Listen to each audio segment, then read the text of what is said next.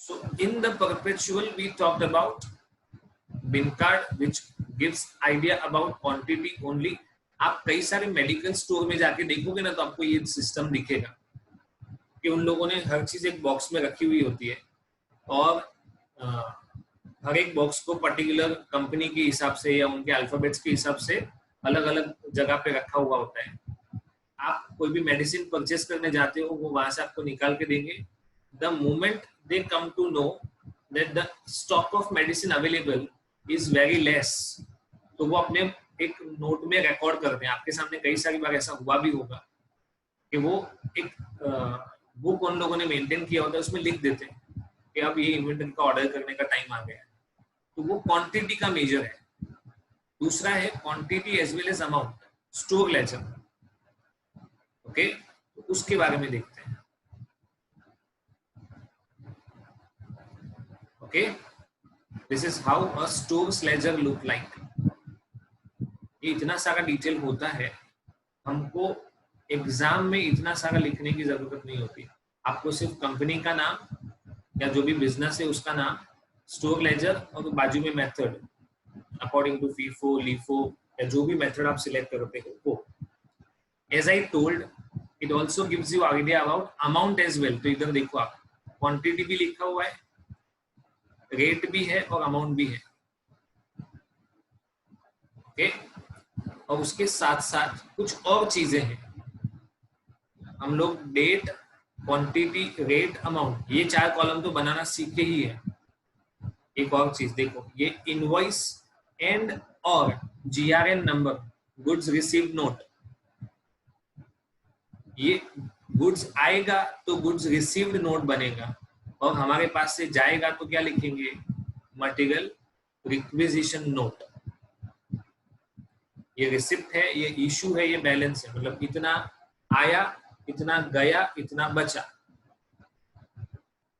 Okay, और आपने इन inventories के रिलेटेड स्टॉक वेरिफिकेशन कब किया था. ये स्टॉक वेरिफिकेशन का मतलब होगा फिजिकल वेरिफिकेशन. क्या होगा, physical verification. Is it okay? Just a minute, I have call.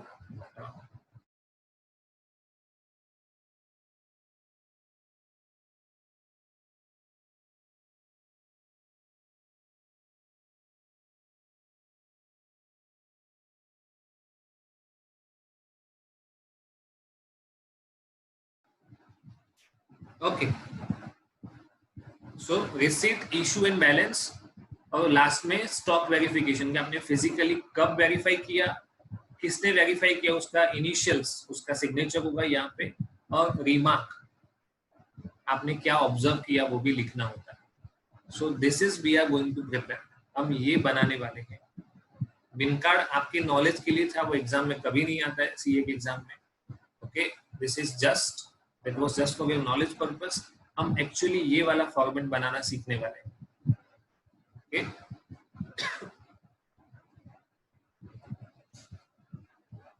So coming back, perpetual में 2 चीजें देखी हम लोगों ने, बिन कार्ड, स्टोर लेजर. ओके, हम ज्यादा डिस्कशन इस पे करने वाले हैं, स्टोर लेजर पे. उसके लिए हमारे पास अलग अलग मेथड है. ये सारी मेथड हम कौन सी देखने वाले हैं, स्टोर लेजर की. तो स्टोर लेजर में सबसे पहला मेथड देखा स्पेसिफिक आइडेंटिफिकेशन. दूसरा देखने जा रहे हैं फीफो. तो फीफो किसका पार्ट है, हिस्टोरिकल में ऑर्डिनरीली इंटरचेंजेबल का पार्ट है. It's a part of ordinarily interchangeable. So what does FIFO stand for? First in, first out, है ना. हम लोग ऐसा अज्यूम करके चलते हैं, फिजिकल मूवमेंट ऑफ गुड्स आपका कोई भी हो सकता है. पहले आया वो भी बेच दिया, लास्ट में आया वो बेच दिया, कभी भी आया. यू डोंट नो कि कौन सा गुड्स का मूवमेंट हो रहा है, पर हम ये अज्यूम कर रहे हैं कि जो पहले आया वो पहले गया. This is an assumed method. देखो लिखा हुआ है, with an assumption that the goods that are first received are first sold. Okay, कौन सा कॉलम बनेगा, हम लोगों ने ये किया था ना अभी स्टोर लेजर में. एक कॉलम होगा रिसीव्ड, दूसरा इशू का, तीसरा बैलेंस का। ये रिसीट है, ये इशू है और ये बैलेंस है। रिसीट में कौन सा डेट, क्वांटिटी,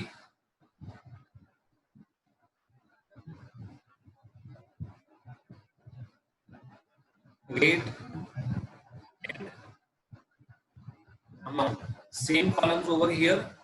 लास्ट में कौन सा बचेगा? सिर्फ क्वांटिटी, रेट एंड अमाउंट। तो हम कौन सा कॉलम नहीं बना रहे हैं? Which columns are not being prepared? एक इधर होगा जीआरएन का कॉलम, ये हमने नहीं बनाया। इधर एमआरएन का कॉलम है, वो नहीं बनाया। और इसके बाद जो स्टॉक वेरिफिकेशन का कॉलम है वो भी नहीं बनाया। हमको बुक में इतना ही दिया हुआ है, ये वाला जो मैंने अभी ड्रॉ किया वो, बट एक्चुअल लाइफ में कैसा बनता है वो भी मैंने आपको दिखा दिया है ना। प्रैक्टिकल लाइफ में वो स्टोर लेजर कैसा बनता है that I have shown you. इसमें जीआरएन भी होगा, इधर एमआरएन होगा और इसके बाद स्टॉक वेरिफिकेशन जिसमें डेट, इनिशियल्स और रिमार्क। ओके, फीफो क्या कहता है? First in first out. जो गुड्स पहले आया in the order of date और in the order of time. Okay, कुछ गुड्स हमने फर्स्ट को परचेस किए, कुछ थर्ड को परचेस किए और फिफ्थ डेट को हमें मटेरियल इश्यू करना है। तो जब फिफ्थ डेट को इश्यू होगा तो पहले कौन सी डेट वाला होगा? फर्स्ट डेट वाला। हमने फर्स्ट को परचेस किया, थर्ड को परचेस किया और इश्यू किया फिफ्थ को।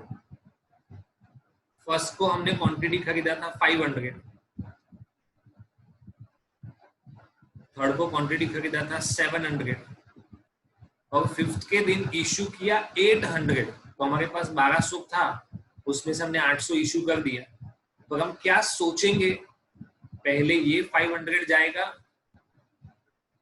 और इस 700 में से 300, टोटल हो गया 800।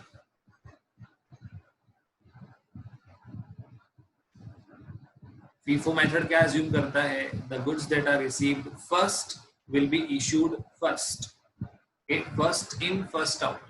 आपको कौन सा कॉलम बनाना है वो भी मैंने आपको आइडिया दे दिया है। A manufacturer has the following record of purchases. उसके पास इतना परचेजेस है कंडेंसर का, एक रॉ मटेरियल या फिनिश गुड्स है उनके लिए, which he uses while manufacturing radio sets. Okay, December 4, 10, 11, 19, 28 ये अलग अलग डेट पे परचेज है, क्वांटिटी और प्राइस दिया हुआ। 1600 units were issued during the month of December till 18th December। मतलब इसके बाद जो गुड्स आया है 11th दिसंबर के बाद,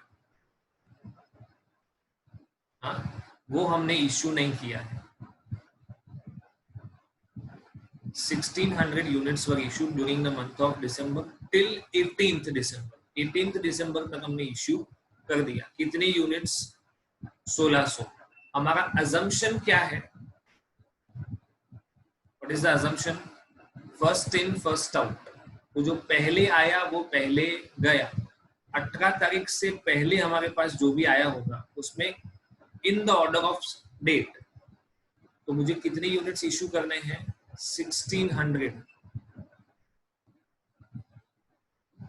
उसमें से दिसंबर 4 वाले 900 गए, दिसंबर 10 वाले 400 गए, तो 1300 हुआ। अभी भी 300 है, तो दिसंबर 11 वाले भी गए। मतलब ये सारा स्टॉक गया मेरा। बचा कौन सा? Only this two. यहां से आपको क्या क्लियर होगा वो देखना। What gets cleared? आपने इतना स्टॉक बेच दिया या इश्यू कर दिया है वो पता चलेगा। ओपनिंग स्टॉक नहीं है तो ओपनिंग स्टॉक के बारे में हम यहाँ पे नहीं लिखेंगे। परचेज है और क्लोजिंग स्टॉक है, तो हम क्या कैलकुलेट करेंगे? पहले COGS। इतना गुड्स हमारा यूज हो चुका है, सेल हो चुका है, तो ये हमारा बनेगा कॉस्ट ऑफ गुड्स सोल्ड। क्या बनेगा? Cost of goods sold. इन दोनों फिगर्स को मल्टीप्लाई करके जो अमाउंट आएगा वो होगा कॉस्ट ऑफ गुड्स सोल्ड, और ये दो बचेगा हमारा क्लोजिंग स्टॉक। यहाँ पे आपको क्लोजिंग स्टॉक का डिटेल दिया हुआ है। अभी भी हमने फीफो वाला प्रेजेंटेशन देखा नहीं है उन लोगों ने कैसे किया है, क्योंकि ये प्रॉपर सम नहीं है। Okay, you can still do,